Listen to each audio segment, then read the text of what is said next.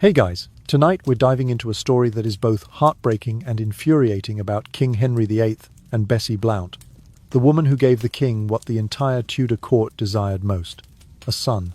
But soon after, she was cast aside, erased from royal memory as if she had never existed. This isn't just a story about love, it's a brutal reminder of the price women paid in a world where the power of men decided everything. A young, beautiful, intelligent girl drawn into the whirlwind of ambition, desire, and oblivion.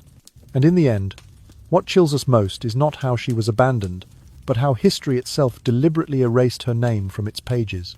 So, before you get comfortable, take a moment to like the video and subscribe, but only if you genuinely enjoy what I do here.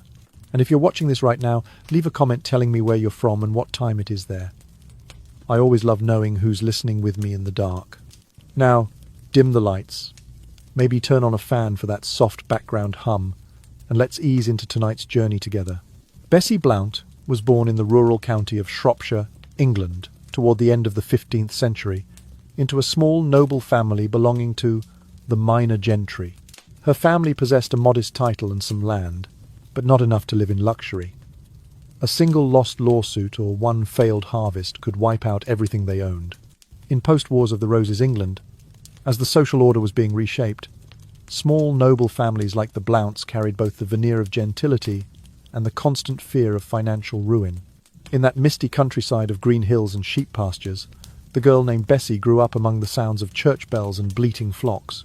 She possessed a gentle beauty, yet carried within her a quiet yearning to rise above the fate assigned to her. But for a girl born into her class, the future allowed only three predetermined paths: marriage, the convent, or service as a lady-in-waiting.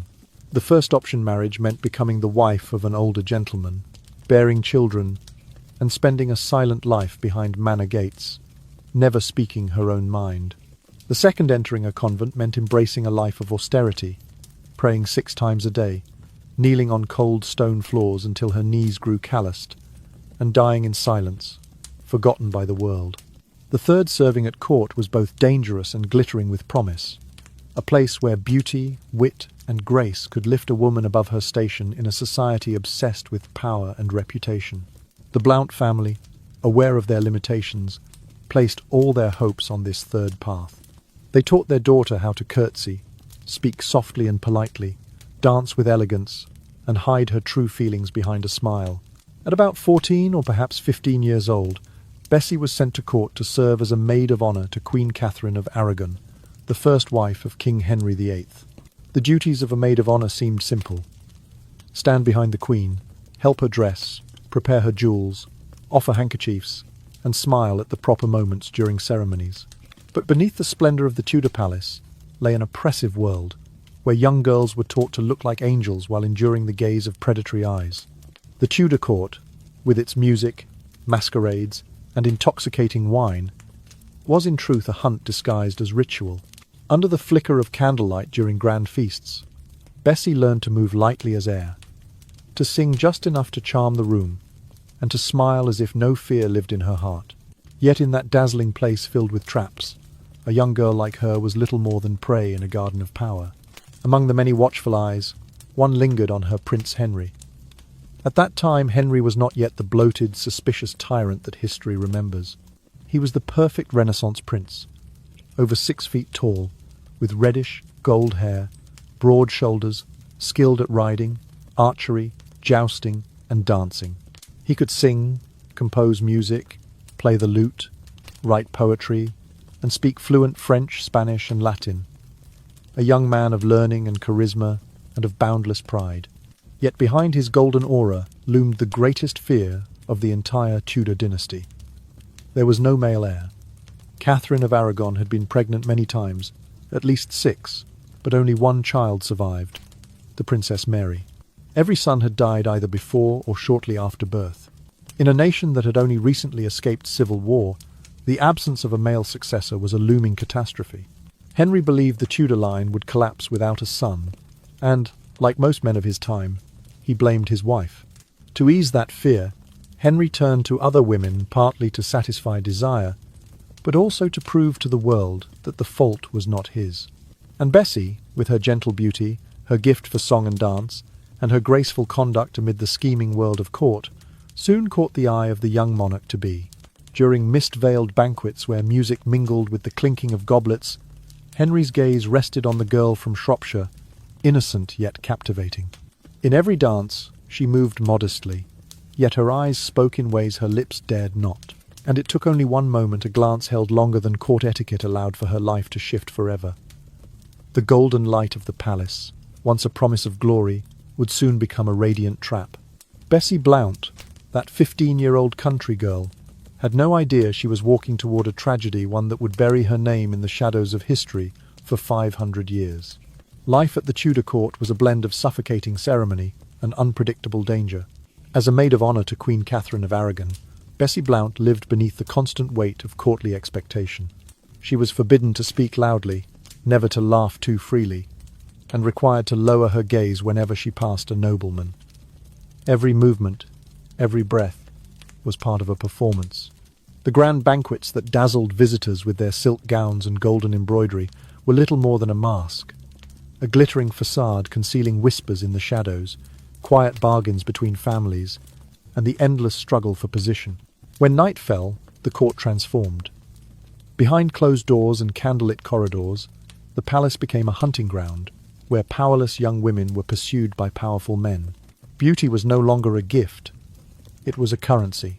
For the daughters of the minor gentry, their faces, voices, and bodies could buy their families land, favour, or access to royal circles, but only if they pleased the right man. Bessie's father, Sir John Blount, understood this cruel arithmetic all too well. He was a minor nobleman, loyal to the crown, but always walking a fine line between survival and ruin. The Blounts knew how the game was played, that a well-placed daughter could secure advantages no army or lawsuit could. And so, Bessie was trained not merely to serve but to charm. She was taught how to dance with grace that seemed effortless, how to speak softly so that men would lean closer to hear, and how to maintain an expression serene enough to hide ambition. In that glittering world, one glance could change everything. A brief meeting of eyes across the dance floor, one word spoken too sweetly, one movement too graceful, and the machinery of fate began to turn. When the prince's attention fell upon a girl, it was never a question of if, but when she would be summoned. And for her family, such notice meant opportunity. New titles, lucrative posts, marriage alliances, pensions, and land grants. It was the only ladder a minor gentry family could climb, a ladder built from the reputations of their daughters. At the age of 15 or 16, Bessie began to see how fragile her place was within that golden cage. The silk curtains, the music, the laughter, all of it served to conceal a system that consumed women's youth and silence.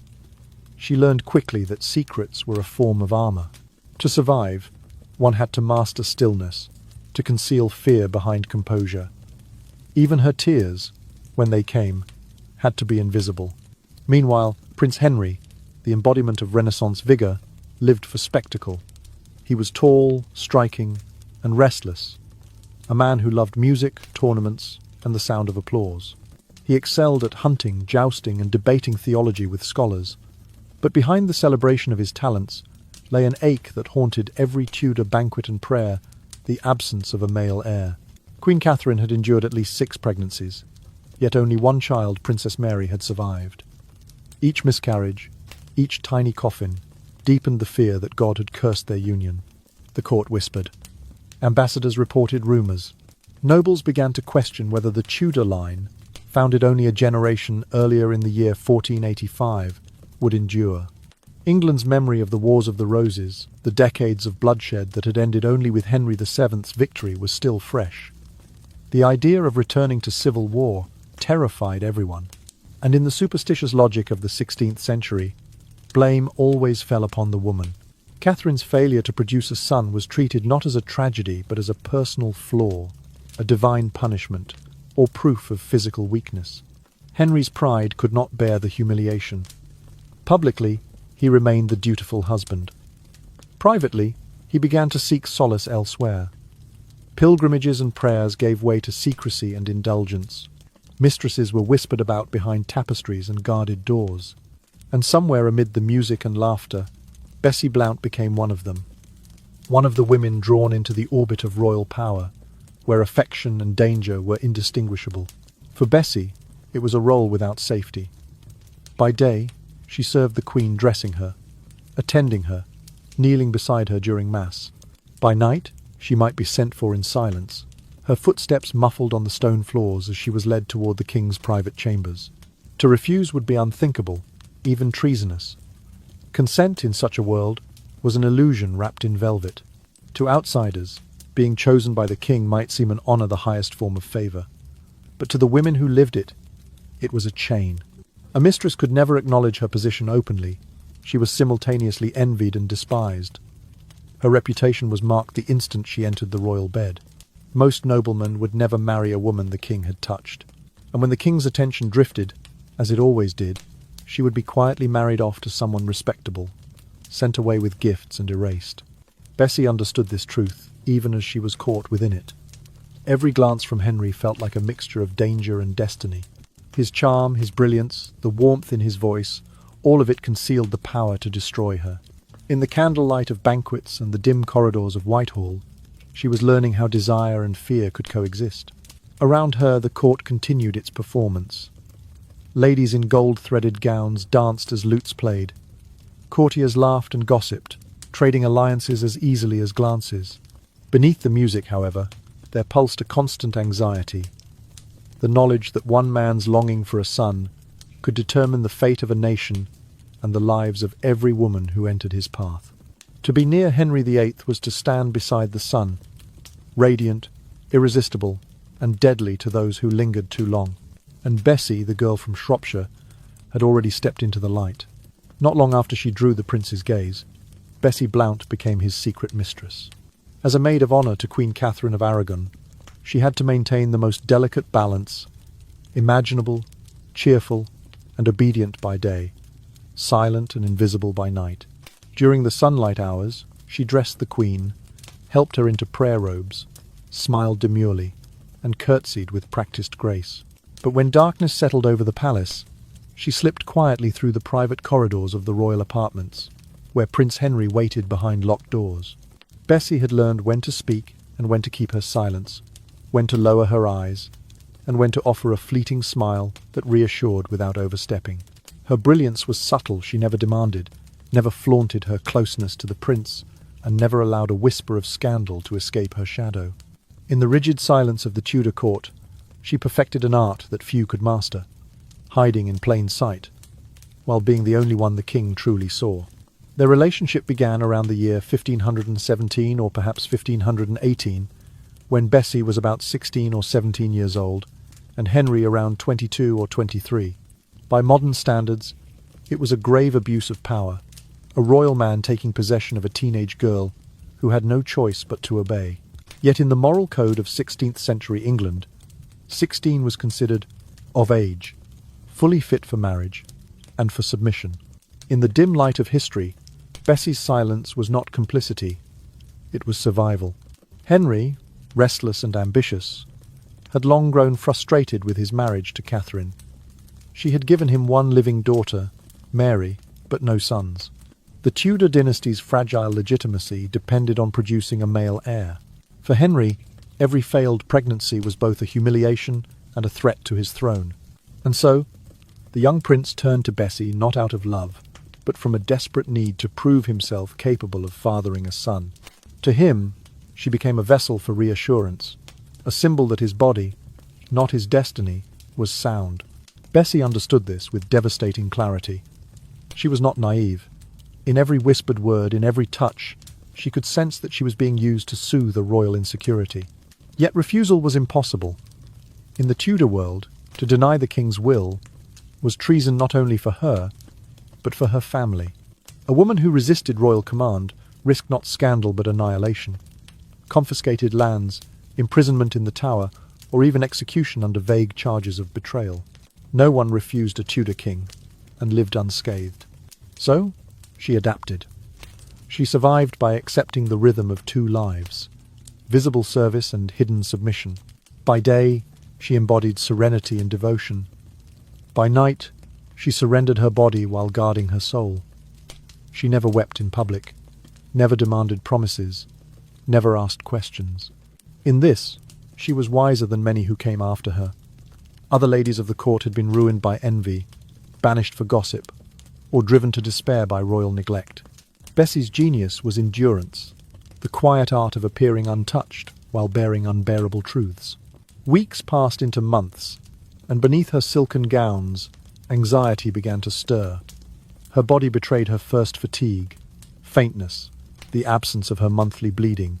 She waited, hoping it was nothing. There were no midwives to trust, no tests to confirm what instinct already knew. Each morning brought a new wave of fear and nausea. Alone in her chamber, Bessie must have whispered the same question to herself. Am I blessed, or am I doomed? When she finally accepted the truth that she was carrying Henry's child, her world contracted into a single, inescapable fate. Pregnancy, for a royal mistress, was both privilege and peril. If she bore a healthy boy, her family might rise. If she miscarried or birthed a girl, she might be discarded and forgotten. And through it all, she knew the risk of death in childbirth hovered near every woman's bed. By royal decree, her condition was concealed. To protect the king's reputation and the queen's dignity, Bessie was quietly sent away from court, her absence explained as an illness. Historical whispers suggest she was moved to a royal manor in the countryside, perhaps one belonging to the Blount family in Shropshire, or to a small convent-like estate near London. Her parents were forbidden to accompany her. Only a few loyal servants were chosen to attend, each sworn to secrecy under threat of punishment. In the dim, draughty chambers of her enforced exile, Bessie lived in isolation. She could not walk in the gardens or attend mass openly. Each visitor was screened, every letter censored. The walls that once echoed with music were replaced by the steady pulse of fear. She was no longer a courtly ornament, but a political liability wrapped in flesh. Her body was now a royal matter, her womb a potential answer to England's crisis of succession. As the months advanced, Bessie's thoughts must have turned in restless circles. Fear of dying in childbirth, fear of losing the king's favour, fear of the future. Each flutter in her belly was both a promise and a warning. She prayed, perhaps, that the child would be a boy, that Henry would keep his word to protect her family. Yet she must also have known that, once her purpose was fulfilled, her presence would no longer be necessary. In the quiet of that confinement, she existed in a strange limbo between power and disappearance. The king's messengers came and went, bringing medical supplies, fine linens, or tokens of comfort, but never company. The air smelled of wax and herbs. Outside her window, autumn turned to winter, and the world forgot her. For Bessie Blount, this was the cruel paradox of royal intimacy. To be chosen was to be silenced. To be valued was to be hidden. She was the most visible woman in England for one man, and utterly invisible to everyone else. Each night she lay awake, listening to her heartbeat echo through the stillness, knowing that within her grew not just a child, but the measure of her fate. The pregnancy that had once seemed like quiet confinement soon turned into a confrontation with death itself. In Tudor England, childbirth was a perilous gamble. Nearly 1 in 3 women faced the risk of dying during labour or from its aftermath. There were no hospitals, no sterile instruments, no understanding of bacteria, no anesthesia, no antibiotics.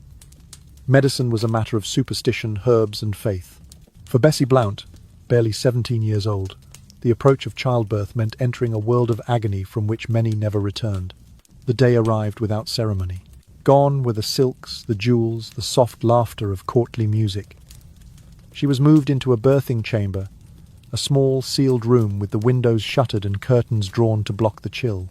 The air was heavy, thick with the scent of burning herbs, candle wax, and the metallic tang of blood.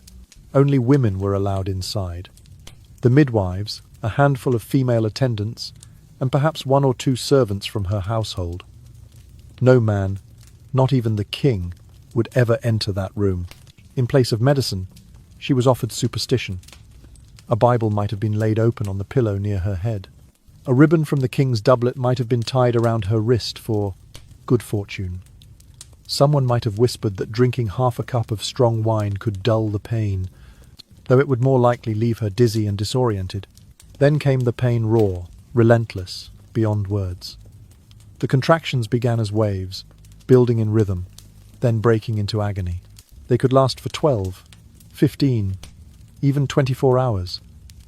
There was no morphine, no relief but prayer. Each spasm was like a blade twisting deep within her. The midwives whispered encouragements, their voices trembling. Somewhere outside, a servant might have been praying, or pacing, or holding a handkerchief to his mouth to muffle the sound of her screams. In that long, fevered night, Bessie Blount ceased to be a courtly ornament and became only a body struggling for survival. Her skin burned with sweat, her breath came in gasps, and her strength faded with each passing hour. The tearing of the flesh, the perineal wound that every Tudor woman feared, was almost inevitable. When the baby's head began to crown, the pressure was unbearable. For a heartbeat, she thought her ribs would burst, that her lungs would fail. And then a cry. A sharp, miraculous sound cutting through the thick air. A baby's cry. The room froze. The midwives exchanged glances. Someone began to sob quietly in relief. Against all odds, both mother and child had survived. For one fragile moment, Bessie felt the stillness that comes not from joy, but from sheer disbelief, the quiet that follows surviving something that should have killed you. She was alive. Her child was alive. That was enough. But the ordeal was not over. In Tudor England, the real danger came after birth. The placenta had to be delivered, and if even a small fragment remained inside, infection could set in. The midwives worked quickly, using strips of cloth and herbal salves in place of sterile tools. There was no anesthesia, as they stitched the torn flesh with rough thread, no antiseptic to cleanse the wound. The pain returned, sharp and unending. The risk of puerperal fever blood poisoning from infection hung over her like a shadow. Many women, strong and healthy before childbirth, died within days. Their bodies trembled uncontrollably, their skin turned cold and clammy, and their eyes dimmed as fever consumed them. The Tudor physicians could do nothing but bleed them further, pray, and watch them fade. But Bessie Blount did not die. She endured. Her youth, perhaps her constitution, saved her. When she finally regained consciousness, the midwife placed a small, warm bundle beside her. It was a boy, Henry Fitzroy, his name meaning Henry, son of the king. The infant was healthy, strong, and allowed everything the king had prayed for. His birth was both a private miracle and a public triumph. It proved what Henry VIII had long insisted, that his body was capable, that God had not cursed him with sterility. The unspoken implication was clear: if he could father a healthy son with Bessie Blount, then the fault for England's lack of heirs lay not with him, but with Queen Catherine. For Bessie, this truth was as devastating as it was powerful. Her son's cry had not only saved her life, it had sealed her fate. The very moment she succeeded in bringing forth the king's longed-for son, she ceased to be necessary. Her body had served its purpose. Her usefulness was spent. Within weeks, the machinery of royal discretion moved into motion. Orders were issued quietly, signatures written in the king's sharp hand. The infant was removed from her care and sent to be raised among trusted courtiers under royal supervision in secrecy, but with privilege. The king's illegitimate child would not be left in the hands of his mother. Bessie herself was not summoned back to court. Instead, arrangements were made the same solution used for many royal mistresses before her. She would be married off to a suitable nobleman, given a respectable title and estate, and thus removed from the delicate orbit of scandal. It was a strategy designed to cleanse the court's conscience and protect the king's image. Before her departure, she may have been permitted to hold her child one last time. Perhaps she memorized the curve of his tiny fingers, the rhythm of his breathing. Perhaps she whispered a prayer into his ear, asking the saints to guard him where she could not. Then he was taken away wrapped in linen, carried by a nurse into a carriage bound for a royal household far from hers. The palace that had once glittered before her now seemed distant, like a dream slipping into fog. She had given the king what he wanted: a son, a symbol, proof of divine favour. And in doing so, she had erased herself from his world.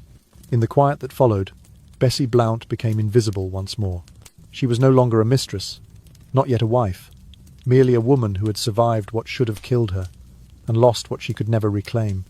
The birth of Henry Fitzroy had changed the course of English history, and quietly, irreversibly, destroyed the life of the woman who bore him. Immediately after giving birth to the king's son, Bessie Blount was removed from London and placed in seclusion, perhaps at a small, walled convent in Essex, or within a secluded manor granted for her recovery. The location was chosen for silence, not comfort. Only a handful of trusted attendants were permitted to care for her, sworn to secrecy under penalty of royal punishment. Her world, once filled with the glitter and gossip of the Tudor court, shrank to a few dimly lit rooms where no one spoke her name aloud. Her child, however, Henry Fitzroy, was raised in splendour. The boy was officially recognised by his father and granted a title unprecedented for an illegitimate child of the English crown. In the year 1525, at not yet 6 years old, he was named Duke of Richmond and Somerset, with the formal style, the Right High and Mighty Prince, Henry Fitzroy. His status placed him above nearly all nobles in England, second only to legitimate heirs who did not yet exist. Fitzroy's upbringing was designed to mirror that of a true prince. He was given estates, a large annual income, his own royal household, tutors in Latin and Greek, masters of fencing and horsemanship, and a court of young attendants who bowed to him as though he were a future king. The boy was adored by courtiers and groomed for destiny. Later, he would be betrothed to Mary Howard, daughter of the powerful Duke of Norfolk, a political match that tied him firmly to one of the realm's most influential families. From afar, Bessie must have heard whispers of these honours. Each new announcement was a reminder that her son, the child she had nearly died bringing into the world, was alive and thriving, yet entirely beyond her reach. The joy of his survival was inseparable from the grief of her erasure. She was not permitted letters, not granted visits, not even acknowledged as his mother in official records. To speak her name near his was to risk the king's displeasure. To ensure her silence and stability, the crown arranged a suitable marriage for her. She was wed to Gilbert Taleboys, a Lincolnshire gentleman of modest rank but impeccable loyalty to the Tudor court. For the Blount family, the marriage secured honour. For the king, it ensured that his former mistress disappeared respectably from the political stage. Taleboys was neither cruel nor particularly affectionate, merely dutiful. Bessie moved north to his estates, far from the court's candlelit intrigue, and adapted to a life that appeared peaceful from the outside. She managed the household, oversaw servants, and gave birth to 3 children. Yet beneath that domestic calm lived a quiet ache that never faded. Every time she looked upon her younger sons, she must have imagined the child she could not raise, the boy whose existence had both elevated and exiled her. In the year 1530, Gilbert Taleboys died, leaving Bessie a widow before she reached her mid-30s. Once again, her future was not hers to decide. Before the year ended, arrangements were made for her remarriage, this time to Edward Clinton, a rising nobleman destined to become one of England's most prominent figures. Clinton would later serve as Lord High Admiral under King Edward VI, son of Henry VIII, by Jane Seymour. The marriage was practical, perhaps even protective, ensuring that Bessie remained within circles loyal to the crown and safely distant from scandal. Whether Bessie had any affection for Clinton is unknown. History records no letters, no poems, no trace of her voice. She played her part quietly, a second wife managing estates and attending to household duties, her name mentioned only in legal documents and property records. The brilliance that once drew the king's attention was now hidden behind veils of duty and silence. As years passed, Bessie's life settled into a pattern of routine morning prayers, household accounts, seasonal festivals, and endless correspondence about land and tenants. From time to time, travellers from court would bring tidings of her son, the Duke of Richmond. They spoke of his intelligence, his skill with the sword, his good health, and his resemblance to the king. Each word must have pierced her heart with equal measures of pride and pain. Yet Bessie also heard the darker news that even the Duke of Richmond, for all his privilege, lived beneath the same shadow of uncertainty that had defined her own existence. Though he bore a royal title, his birth outside wedlock barred him from full legitimacy. Some at court whispered that Henry might one day name him heir. Others dismissed him as a political pawn. Bessie's private grief deepened in the summer of 1536 when Henry Fitzroy, only 17 years old, died suddenly, likely from tuberculosis. She never saw him again. By then, she had already been silenced for over a decade, and news of his death would have reached her only through rumour or letter read aloud by another. Her son, the living proof of the king's virility, was gone. and with him vanished the last trace of her connection to the royal world. Bessie Blount herself would not live much longer. She is believed to have died around the year 1540, in her early 40s, perhaps at one of the Clinton estates in Lincolnshire. No tomb was erected, no inscription marked her resting place. Her name appears only in scattered records, a mention in property rolls, a note in genealogies, a whisper in royal correspondence. Her story, pieced together from fragments, is one of beauty consumed by power and silence enforced by survival. Bessie Blount gave the Tudor dynasty what it desired most, a son, and in return, she was erased from its memory. If the history books celebrate kings and queens, she remains among the countless women whose bodies built the foundation of those reigns unseen, unthanked, and unnamed. To remember Bessie is to acknowledge the truth behind the glittering facade of Tudor splendor, that every triumph of the throne was paid for in the quiet suffering of women who were never meant to be remembered. After her arranged marriage to Gilbert Taleboys, Bessie Blount left the royal court behind and travelled north to Lincolnshire, a land of fertile soil and icy winds. It was a place far removed from London's splendour, its great halls, and the hum of gossip that once surrounded her name.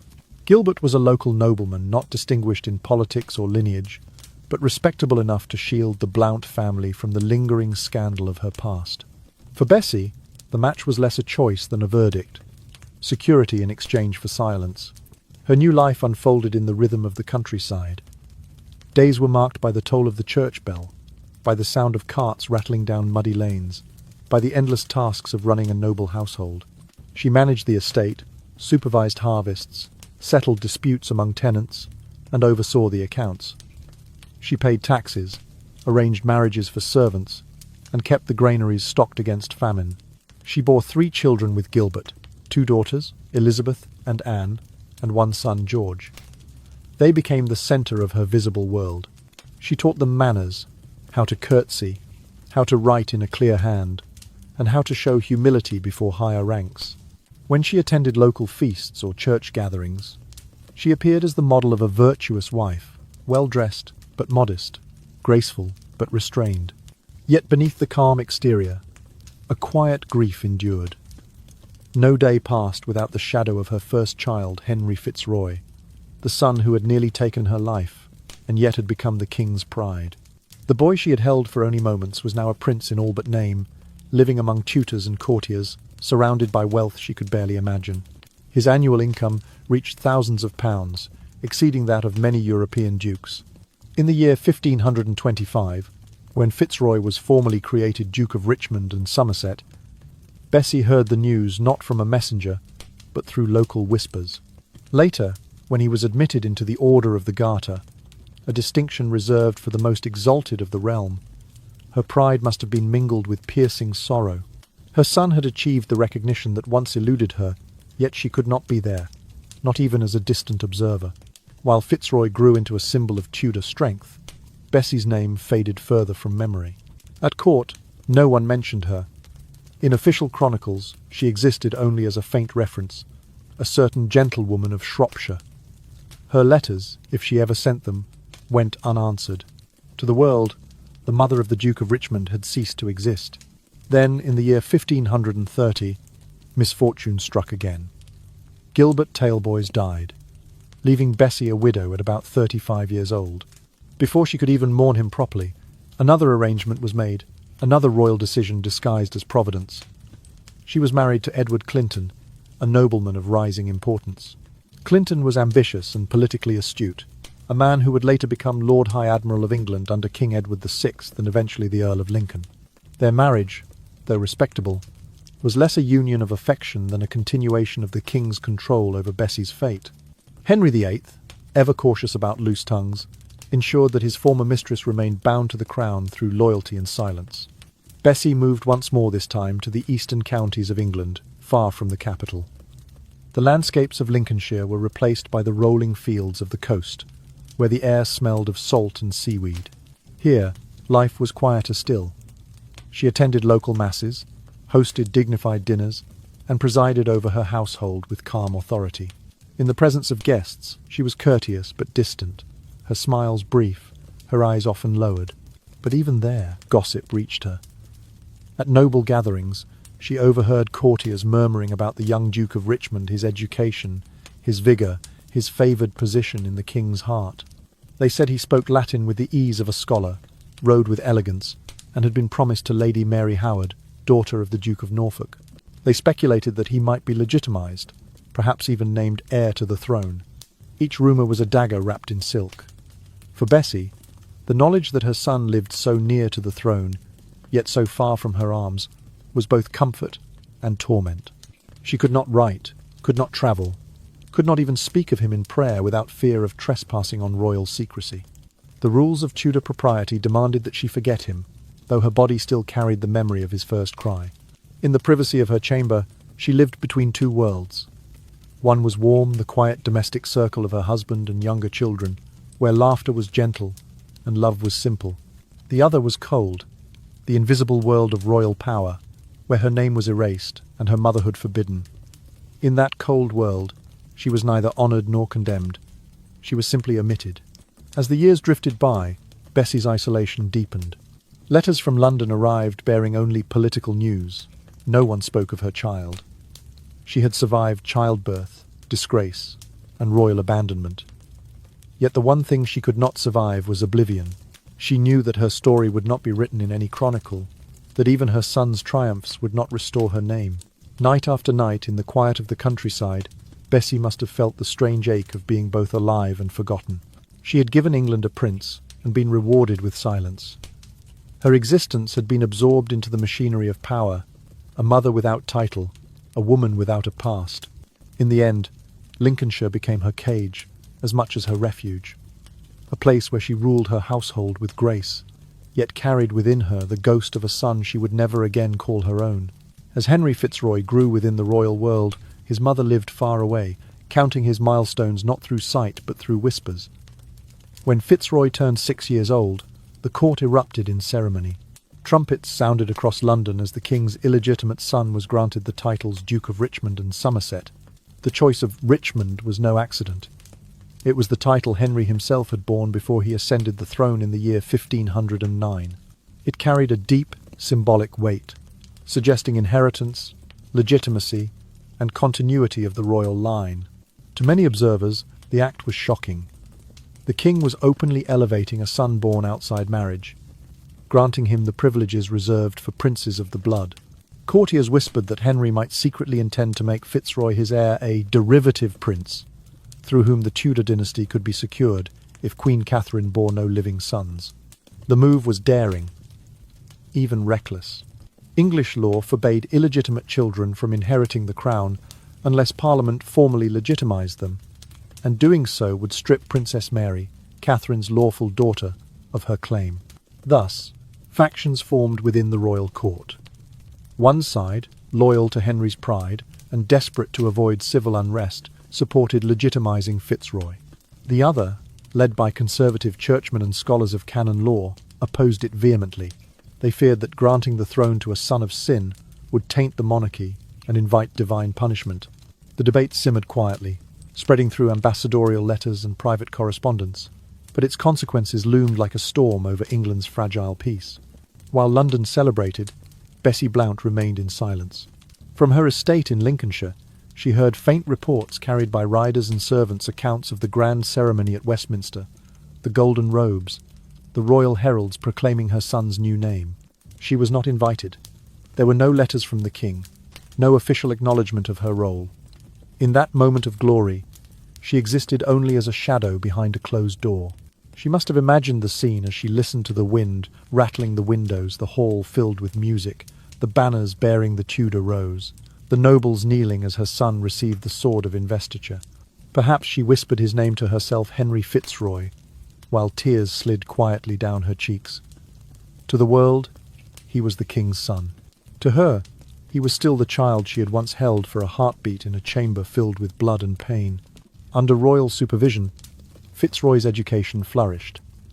His tutors included Richard Croke, a celebrated scholar of Greek who had once studied under Erasmus, and George Cotton, his trusted governor. The boy's days were filled with Latin recitations, mathematics, music, and philosophy. He rode daily, trained in swordsmanship, practiced the lute, and learned to dance with the elegance expected of a prince. His upbringing was modelled on that of the finest noble youth in Europe, a preparation not for obscurity, but for rule. Meanwhile, Bessie was allowed only fragments of information discreetly relayed by sympathetic courtiers or servants passing through the countryside. She would ask no questions aloud, only listen as someone described the colour of his hair, the way he laughed, or how the king seemed proud when the boy entered the hall. Those scraps of news became her lifeline, proof that he still lived, that he still remembered the world she had once belonged to. Yet as Fitzroy's star rose, the politics surrounding him grew darker. By the late 1520s, Queen Catherine was over 40 and unlikely to bear another child. The king's frustration deepened into obsession. He sought an annulment of his marriage, claiming that God had cursed his union because Catherine had once been his brother's wife. Around him, a new figure had begun to glitter: Anne Boleyn, young, ambitious, and unlike any woman the court had ever seen. For Bessie, this shift was both familiar and terrifying. She understood the pattern too well. How swiftly the king's attention could elevate a woman, and how cruelly it could destroy her. But she also knew what this meant for her son. If Anne Boleyn bore a legitimate male heir, Fitzroy's purpose would vanish. He would no longer be the king's plan B, no longer the hidden promise of continuity. His titles, his lands, even his life could be swept aside in a single breath of royal decree. From her estate, Bessie followed these developments with dread. She was nearly 40, experienced enough to read the signs of courtly danger. Each letter that arrived from London carried not only news but anxiety. The politics of the king's marriage dominated every conversation. Nobles chose sides, some supporting the Queen, others favouring Anne. The papal court in Rome became entangled. Ambassadors exchanged accusations, and all the while, England's stability hung on the question of who would bear the next son. And amid that chaos, Fitzroy's fate remained suspended. He was treated with extraordinary honour, invited to attend official functions, even to preside over councils in the king's absence. Yet those honours were fragile, dependent entirely on Henry's favour. To fall from grace could be as sudden as a shift in wind. Bessie endured this uncertainty in quiet dignity.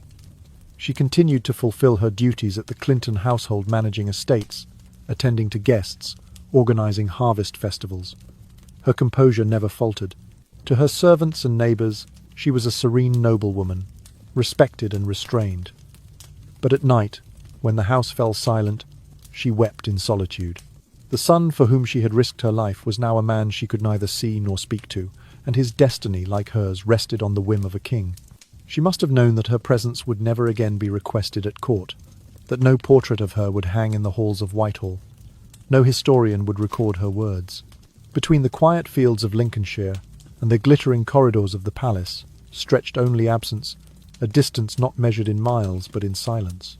Each passing year deepened that silence, until it became her second skin. The world had divided her in two. One life lived openly as Lady Clinton, the other forever hidden in the shadow of a child who belonged to history, but never to her. By the late 1520s, Henry VIII had turned his full attention to Anne Boleyn, one of Queen Catherine's former ladies-in-waiting. His pursuit of her was relentless, calculated, and dangerous. Henry was no longer content to keep a mistress in secret. He wanted Anne as his wife and queen. But to do so, he needed to destroy the marriage that had bound him to Catherine for more than 20 years. He began by claiming that his union with Catherine was unlawful in the eyes of God because she had once been married to his elder brother, Prince Arthur, who had died in the year 1502. Henry insisted that their marriage violated biblical law, citing verses from Leviticus to justify his argument. Catherine, dignified and resolute, denied it, maintaining that her first marriage had never been consummated. When the Pope refused to grant an annulment, Henry broke with Rome altogether. In the year 1534, he declared himself supreme head of the Church of England, severing the centuries-old authority of the Vatican. What began as a personal obsession soon ignited the English Reformation, a revolution that would fracture religion, politics, and family loyalties for generations to come. In the midst of this upheaval, Anne Boleyn triumphed. She was crowned Queen of England in the year 1533, her coronation lavishly staged as if to erase the memory of Catherine. The following September, she gave birth to a daughter, Princess Elizabeth. Though the king had hoped for a son, He celebrated publicly, convinced that more sons would follow. But for Henry Fitzroy, the birth of Elizabeth was a silent catastrophe. The new Queen's ascendancy pushed him to the margins. His titles and estates remained, yet his symbolic value to the crown diminished overnight. He was no longer the king's hidden solution to the problem of succession. He had become a relic of the past, a reminder of a mistake the court no longer wished to acknowledge. From her quiet home in the countryside, Bessie Blount watched these events unfold like distant thunder. She received fragments of news through letters, travellers, or servants who dared to whisper. She knew that Anne's rise had rewritten every rule of court life, that the same king who had once risked eternity for her own affection now risked the kingdom itself for another woman. Bessie understood the game better than most. She had lived through its early version, the gilded courtship, the secrecy, the whispers behind closed doors.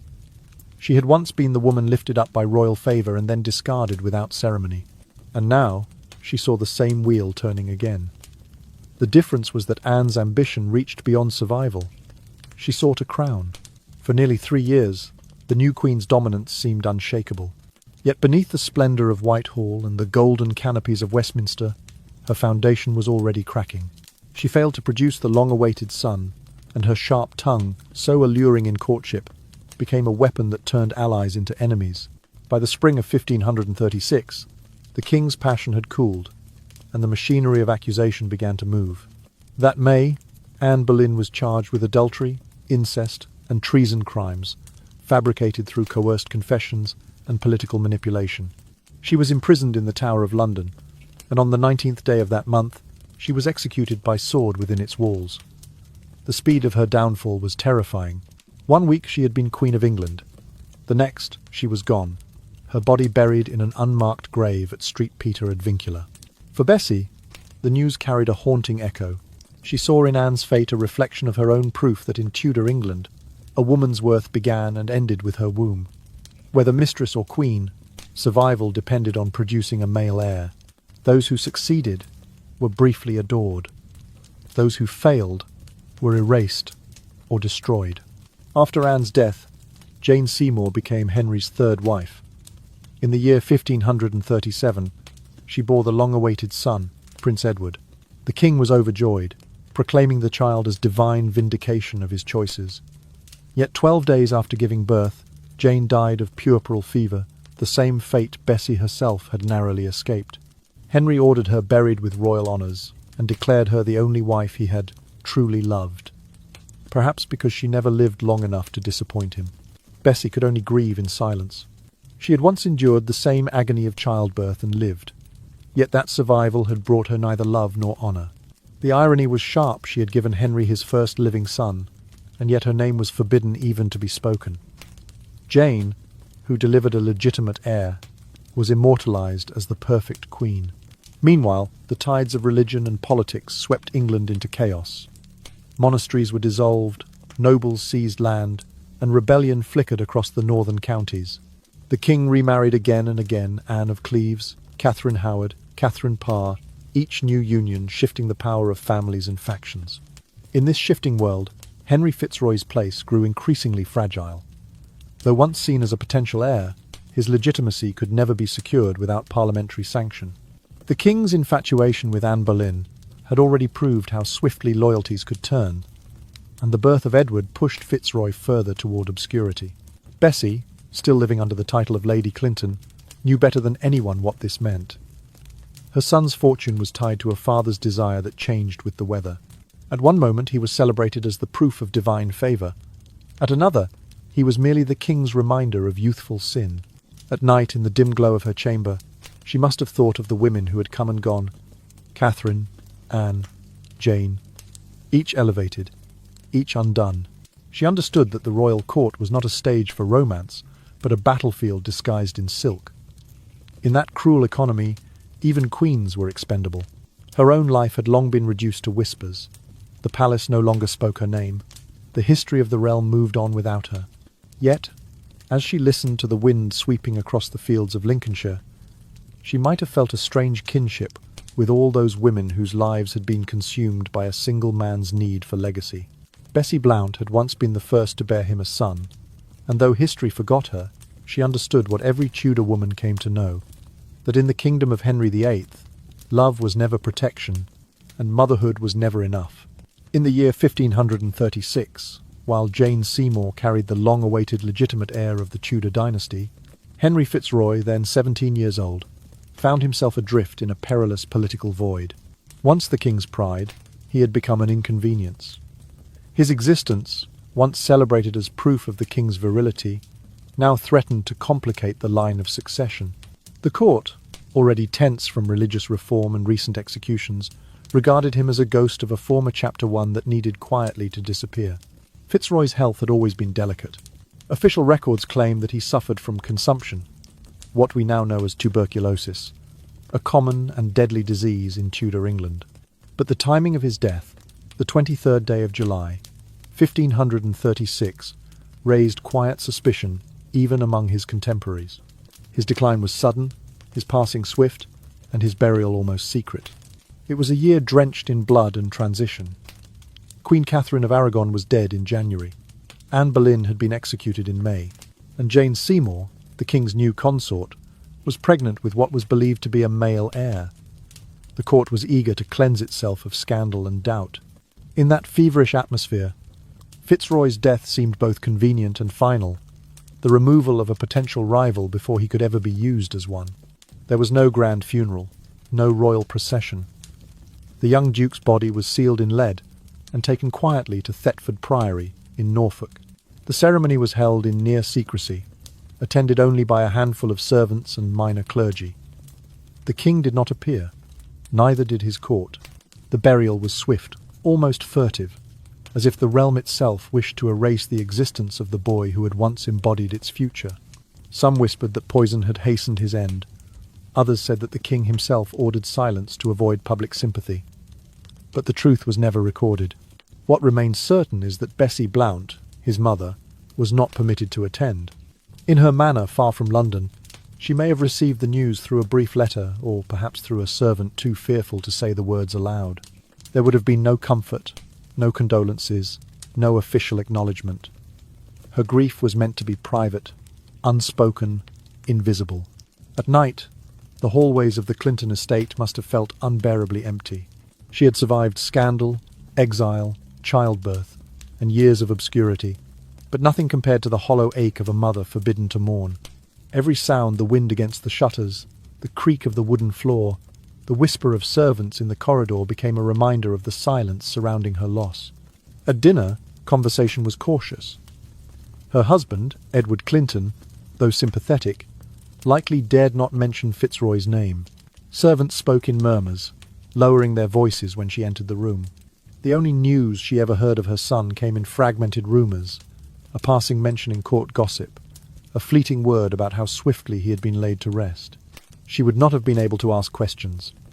To inquire too much about Fitzroy's death was to risk drawing the king's ire, or worse, to appear as if she suspected foul play. So she endured her sorrow in silence, wearing her mourning not as black cloth but as restraint. The court expected her to smile, to dine, to receive guests as though nothing had changed. For Bessie, grief became a kind of ritual. Each morning she walked the same garden paths, her fingers brushing the hedges as if counting the days backward to the moment her child was born. At dusk, when the house fell still, she might have whispered his name into the air only once, softly, like a secret prayer. The king moved on swiftly. The death of his illegitimate son was not marked by proclamation or monument. No coin bore Fitzroy's image. No chapel was built in his memory. His properties and titles were reclaimed by the crown without dispute. His young widow, Lady Mary Howard, though married to him in name, was denied inheritance. Her dowry was withheld. Her alliance to the powerful Howard family was quietly dissolved through another political arrangement. Fitzroy's short life, and by extension, Bessie's greatest sacrifice, was erased from official record almost overnight. In a matter of weeks, the boy who had once been hailed as the hope of the Tudor line had become a footnote, buried not only beneath stone but beneath policy. To the courtiers, he was a chapter best forgotten, the illegitimate experiment of a restless king who had finally secured his lawful son through Jane Seymour. To his mother, though, he remained the pulse of her existence. Even after his death, She must have felt his presence in everything, in the silence of the evening bells, in the laughter of her younger children, in the hollow of her hands when she reached instinctively for what was no longer there. As the months passed, the court rejoiced again. In October of 1537, Queen Jane gave birth to Prince Edward, the legitimate heir. 12 days later, she died of infection, and Henry once more wrapped tragedy in the cloth of triumph. The king commanded the nation to mourn her as the only true wife he had ever loved. For Bessie, those words must have pierced deeply. She had risked her life to bear his first son, a son whose existence had once proven Henry's manhood, yet now both were discarded, unspoken, unnamed. She could not weep publicly. She could not even pray for him in the parish chapel without attracting attention. In the years that followed, her name faded from the rolls of courtly correspondence. She ceased to appear at gatherings, withdrew from the games and music she had once mastered. The court, as it always did, forgot. But somewhere in Lincolnshire, perhaps near a window overlooking the fields, a woman who had once been beloved of a king sat alone, tracing in her memory the small face of the boy she could never bury. Thus ended the story of Henry Fitzroy, Duke of Richmond and Somerset, born in royal splendour, buried in silence, remembered only by the woman who had given him life. And with his death, Bessie Blount's last link to the Tudor court was severed forever, leaving her not disgraced, not exiled, merely erased. After losing her firstborn son, Bessie Blount remained the devoted wife of Edward Clinton, living in the wide, fertile lands of Lincolnshire. Outwardly, her life seemed to have settled into prosperity. As Lady Clinton, she managed estates, oversaw farms, and dealt with local tenants who came to petition her for guidance. She had fields of barley and rye to inspect, barns to fill, taxes to review, and servants to discipline. On market days, she would ride through the villages, her carriage followed by attendants, her face calm and unreadable. She made decisions with quiet authority when to hire new labourers, how to handle the damage from flooding after the autumn rains, when to purchase timber for bridge repairs. She supervised the brewing of ale, the storing of grain, and the distribution of rations to the poor in hard winters. To those around her, she was a model of grace and efficiency, a noblewoman who had learned the art of endurance. But at night, when the house fell silent and the wind from the fens crept through the shutters, her composure dissolved. Alone in her chamber, surrounded by the muted flicker of candlelight, she would remember Henry Fitzroy, the child who had nearly cost her life, the son she had never been allowed to raise. Did he ever think of her, she must have wondered? Did he remember the mother banished to the countryside, or was she now just a faint rumour whispered by old servants? In her mind, she reconstructed his days, the Latin lessons, the fencing practice, the long tables filled with tutors and courtiers. She imagined his voice, his laughter, the way he might have carried himself all built from memory and longing. And then came the guilt. She blamed herself for her silence, for her obedience, for not fighting harder when they took him away. Was it weakness, or simply survival? Under Tudor law, even grief could be treasonous. A mother who spoke too much risked her family's ruin, and so she had stayed silent, watching from a distance as her son grew into a prince and then vanished from history. Still, Bessie did not retreat entirely from the world. Her sense of duty, perhaps her way of coping, found purpose in service. She became a benefactor to the community, commissioning repairs for the village church, donating silver for the altar, helping to rebuild a small bridge over the river after a spring flood. She sponsored harvest festivals and paid the dowries of poor girls in the parish. To the villagers, Lady Clinton was generous and wise, a woman of quiet kindness who carried herself with a serenity that masked her sorrow. But beneath that polished surface, the grief never eased. When the news of Fitzroy's death reached her long after it had happened, it struck like a second death of the same child. It came not through royal messenger or official seal, but in the hushed voice of a servant who had heard it mentioned by a traveller. Her son, Henry Fitzroy, Duke of Richmond and Somerset, had died on the 23rd of July, 1536, barely 17 years old. Bessie froze. The words hung in the air like cold smoke. Her mind searched for meaning: illness, accident, poison, fate, but none mattered. The child she had given everything for, the only living proof of her place in history, was gone. and she had not even been allowed to see his grave. For hours, perhaps days, she spoke to no one. She continued her duties by habit signing documents, giving instructions, walking through the orchards, but her eyes were far away. She realized with brutal clarity that she had lost her son twice. First when the court took him from her arms, and again when death took him from the world. Yet she did not collapse. Like so many women of her time, she endured. She folded her sorrow into routine, transforming pain into discipline. By the early 1540s, Edward Clinton was rising swiftly in rank. Under King Edward VI, he became Lord High Admiral of England, commanding fleets, negotiating treaties, representing the crown abroad. Bessie accompanied him to formal banquets and receptions, her presence dignified and controlled. She conversed in Latin, a language she had learned decades earlier at court, impressing ambassadors and envoys with her calm intellect. But behind the polite exchanges and measured smiles, her gaze often drifted into distance 1,000 miles away in thought. She spoke with courtesy, listened attentively, yet part of her was always elsewhere, among the fields of Shropshire, where she had once been a girl, or perhaps in the echo of a long silenced cradle. Even as she served beside her husband in affairs of governance, she lived within a private world of absence. To lose a child under the Tudors was to lose both blood and identity. To lose a royal child was to be erased from memory. But Bessie resisted erasure in the only way she could, by living well.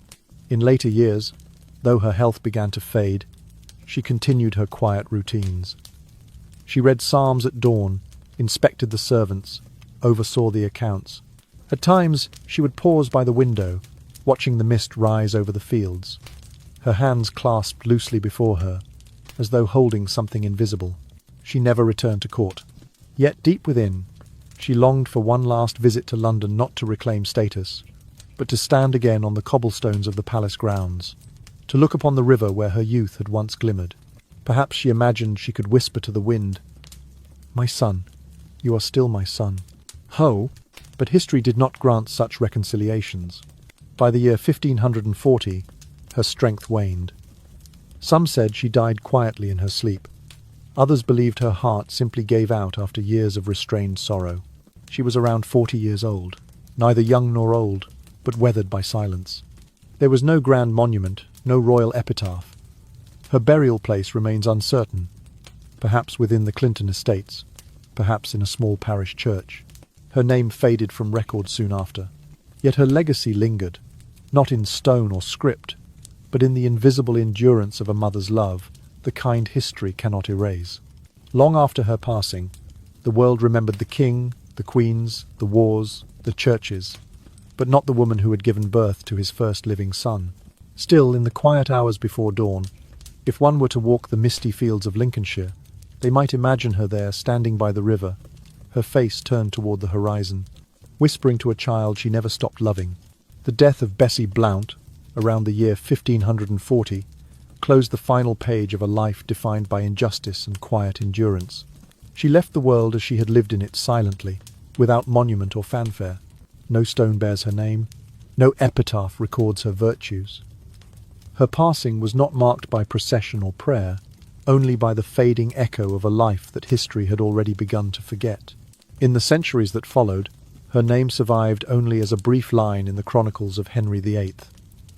One of the king's mistresses who bore him a son. That is all a footnote, a fragment, a whisper between the margins of men's triumphs. Yet beneath that small remark lay the immense weight of a woman's existence. Her youth, her choices not chosen, her motherhood denied. Bessie's story mirrors the fate of countless Tudor women whose names were erased once they ceased to serve a royal or political purpose. For every queen remembered Catherine, Anne, Jane, there were dozens of forgotten figures like her, women who danced in candlelight for a crown that never truly saw them, who gave birth in agony for a legacy they were forbidden to touch. She had once embodied the fragile balance between favour and ruin. For a moment she was the king's proof of virility, the mother of a living son, the quiet triumph of the Tudor bloodline. But when that moment passed, she was set aside her body, having fulfilled its purpose, her voice no longer needed. What remained was a title without joy, a lady of good breeding, respectable but invisible, a symbol of survival rather than of power. In truth, Bessie Blount's life was a mirror held up to the world of the 16th century, reflecting its cold arithmetic. A woman's worth measured not by her intellect, her kindness, or her courage, but by the child she delivered, and whether that child was male. In that merciless hierarchy, even the miracle of life was reduced to calculation. For a woman of her time, motherhood was not sanctuary, but sentence. The womb that created heirs was exalted. The same womb, once emptied, was forgotten. The heart that nurtured was expected to endure in silence, never to question, never to grieve aloud. And so, Bessie lived and died within that silence. She had navigated a system designed to consume women and discard them whole. Her beauty had opened the gilded door of the court. Her fertility had momentarily elevated her family's name, and her obedience had kept her alive when others perished. Yet none of these granted her freedom. When we trace the thread of her story, we find not only personal tragedy, but the structure of an entire world. A world in which a woman's body was a political instrument, her emotions treated as liabilities, her memory preserved only when it served the tale of a man. The Tudor court was a theatre of power, where women were both spectacle and sacrifice. Queens were crowned and executed in the same hall. Mistresses were celebrated in song and forgotten in dust. The cycle repeated, generation after generation, each woman learning too late that devotion was not protection. Bessie's quiet disappearance became part of that pattern. No scandal marked her end. No rebellion bore her name. She faded as the world shifted from her time to another, from Henry VIII's iron reign to Edward VI's brief promise. Yet her absence spoke louder than her presence ever had. She represents not merely a single lost woman, but the countless whose histories were unwritten, those whose children were taken, whose love was forbidden, whose intelligence was dismissed. Through her we glimpse the scaffolding of a society that feared female power even as it depended upon it. 500 years later, her story still resonates not as gossip from an old court, but as a mirror for the present.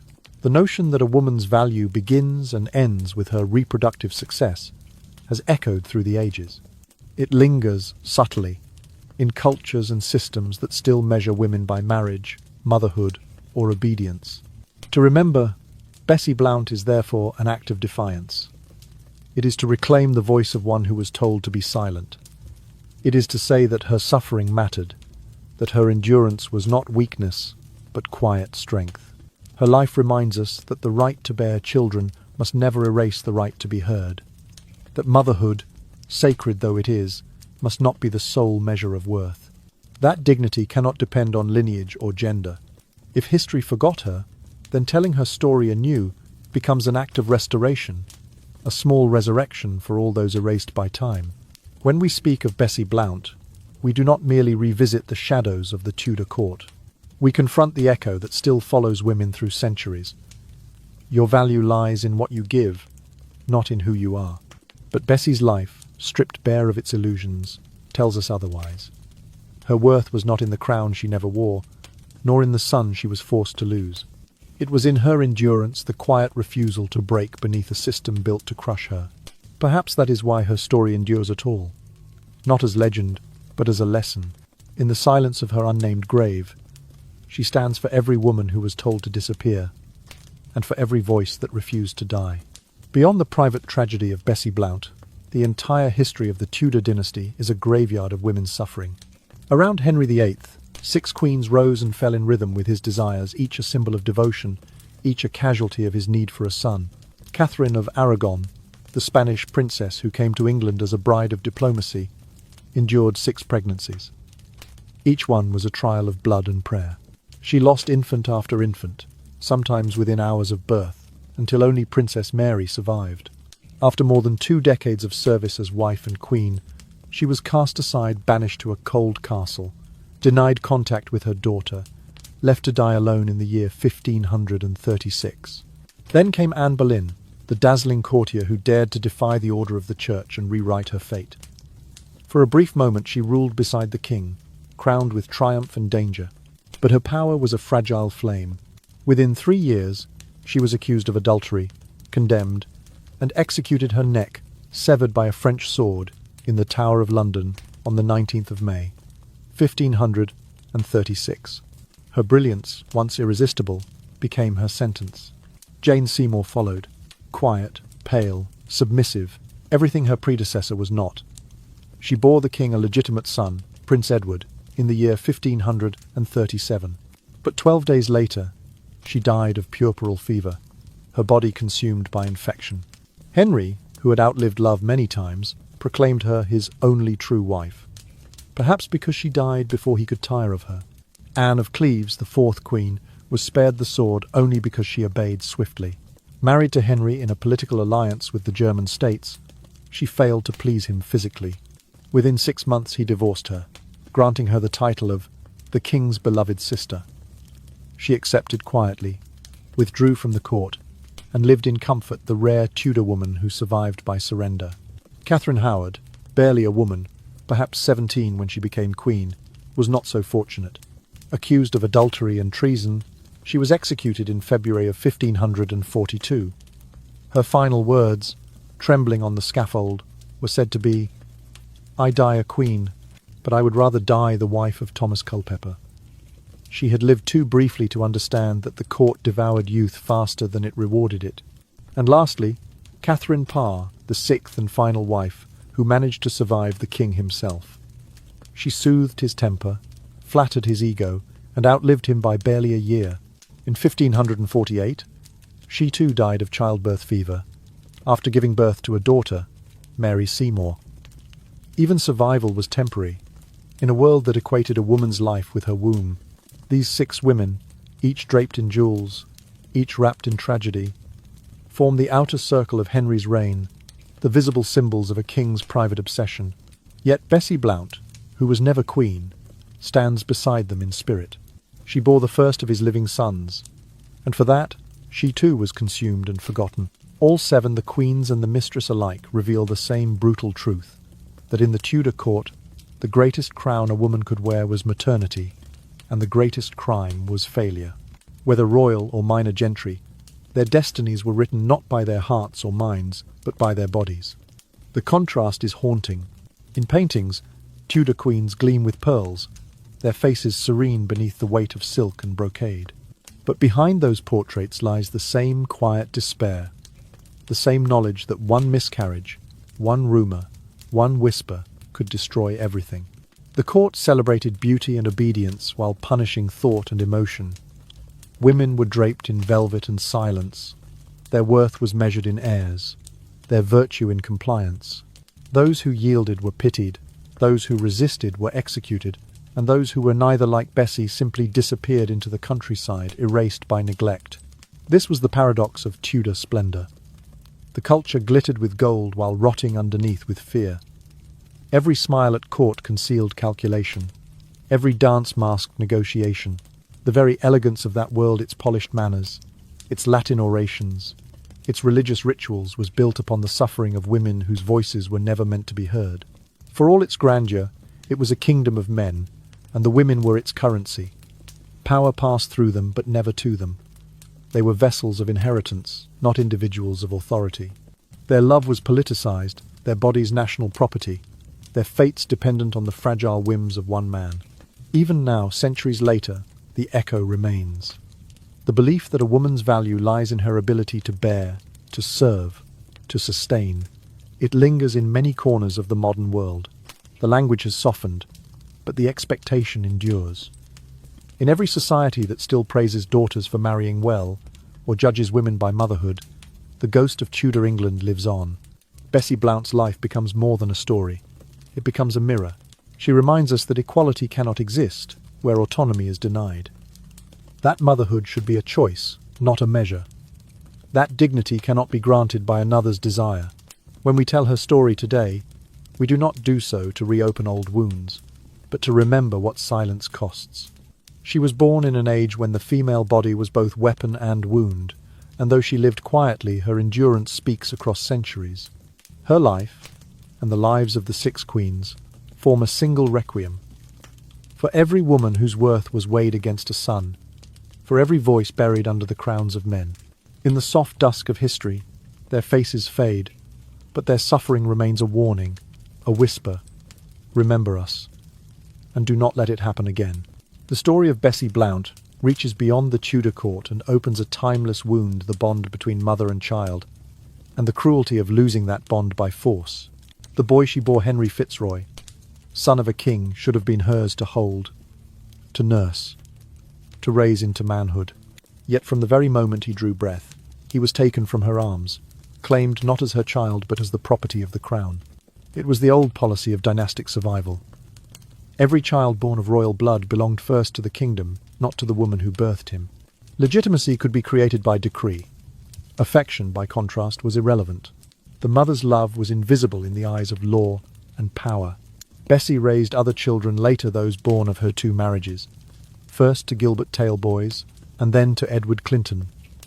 But none could fill the silence left by the first. That missing son, the one she could not hold, haunted every corner of her life. Even as she smiled at her younger children, teaching them to sew, to read, to recite prayers, her heart wandered toward the boy who had once been hers in secret, and was now hers only in memory. Through her loss, we see a broader truth about Tudor England and, perhaps, about all societies that measure women by their usefulness to lineage. The monarchy claimed to honour motherhood, but in practice it dismantled it. A mother who gave birth to a royal son was exalted in name and erased in life. Her child became a political emblem, and she, the vessel that delivered him, was expected to vanish back into the countryside. Bessie's silence was not resignation. It was survival. She could neither question the king's decision nor express her grief. To protest the separation was to challenge authority, and to challenge authority was to invite ruin. So she learned to endure, to live with the ache of an absent child while maintaining the poise of a noblewoman. Each passing year added new layers to her restraint. She attended mass, signed household accounts, smiled politely at visitors, and played her role as Lady Clinton with unerring grace. But every small act of composure was built upon a foundation of sorrow. The right to motherhood, to simply be a mother, had been taken from her, and there was no recourse, no language, no law to restore it.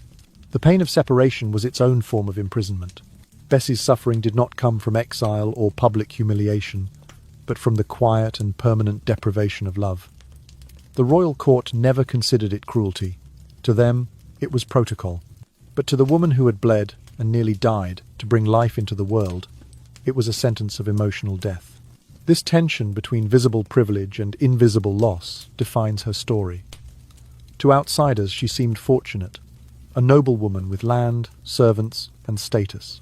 Yet beneath the silks and titles, she carried a grief that outlived her youth. It was the hidden cost of royal favour, the unspoken price of bearing a king's child. By the end of her life, that grief had transformed into weariness. Those who knew her in later years described her as quiet and melancholic, though such words barely touched the truth. She had endured too much. The suffocating etiquette of court, the exile of provincial life, the constant balancing act between dignity and despair. And when her son died in 1536, the last fragile thread of meaning in her life was cut. She had once looked to the night sky, to the same cold stars that hung over Shropshire and London alike, and whispered to them in loneliness. Perhaps, in those final years, she did the same, her gaze drifting upward as if searching for the child she could never reach. When death came for her, around the year 1540, it felt less like tragedy than release. She was tired. Tired of silence. Tired of endurance. Tired of remembering. Her life ended not with scandal or spectacle, but with the quiet dignity she had carried all along. She was buried without monument, without inscription, as though the world had decided once more to keep her hidden. But even in anonymity, her story remained a faint echo beneath the louder tales of kings and wars. And that story, stripped of titles and pageantry, reveals something both intimate and universal. Bessie's struggle was not merely about a single lost child, but about the right of every woman to love, to grieve, to belong to her own life. Her suffering exposed how deeply a system can wound when it values inheritance above humanity. When we speak of her now, across 5 centuries, we touch that same wound that has never fully healed. The separation of mothers from their children by war, by poverty, by law, by expectation, still lingers in many forms. The Tudor dynasty may be gone, but the logic of control that shaped it survives in subtler ways. In the lingering idea that motherhood is duty, not desire, that obedience is virtue, that a woman's worth must be proven through sacrifice. Bessie's story reminds us that motherhood is not simply biological, it is emotional, moral, spiritual, a bond that cannot be legislated or erased by decree. To be denied that bond is to lose a part of the soul itself. As her life faded into history, she became a symbol not of scandal but of resilience. Her tragedy mirrors those of countless others whose voices never entered the record. Women who bore life into a world that refused to see them as living beings. When we look back at her now, we do more than remember the mistress of a king. We remember the mother who was not allowed to be one, and in doing so, we acknowledge every woman silenced by the laws of power, every mother separated from her child, every heart that learned to love in silence. Bessie Blount's life, though forgotten by monuments, endures in the quiet truth she left behind, that love unacknowledged is still love, and that even in erasure, a mother's voice can echo across centuries. And now, as the echoes of the Tudor court begin to fade, let us slow down together. The fire has dimmed, the music has quieted, and the last fragments of Bessie's story drift like dust in the candlelight. She came into this world quietly and left it the same way. No monuments, no hymns, only the trace of a mother's love scattered through time. And yet, in her silence, there is something powerful, something that lingers long after the kings and crowns are gone. Perhaps the true meaning of her life was never about scandal or royalty. It was about what it means to love in a world that does not let you love freely, to endure loss without bitterness, to remain gentle, even after being forgotten. When we remember Bessie Blount, we remember every woman who was told that her worth depended on what she could give to others, a child, a service, a legacy, and who quietly proved that her soul was far greater than any title could contain. She reminds us that compassion is strength, and that even those erased by history leave behind ripples that never truly disappear. So if tonight's story has left you with a heaviness, let it settle softly. Let it remind you that behind every forgotten name lies a life as real, as fragile, and as beautiful as our own. History often remembers power, but it is tenderness that survives the centuries. Now, take a deep breath. Let your eyes grow heavy. Imagine the flicker of a candle slowly fading out the air, calm, the night vast. And somewhere far away, the whisper of a woman who once loved and lost beneath the same stars we see tonight. May her story remind you to be kind, to cherish what you hold, and to forgive what time has taken. Good night, my friends. Sleep gently, and if you wish to keep wandering with us through the forgotten corners of history, remember to like, subscribe, and come back for the next story. There are so many more voices waiting to be heard, waiting to whisper to you in the dark.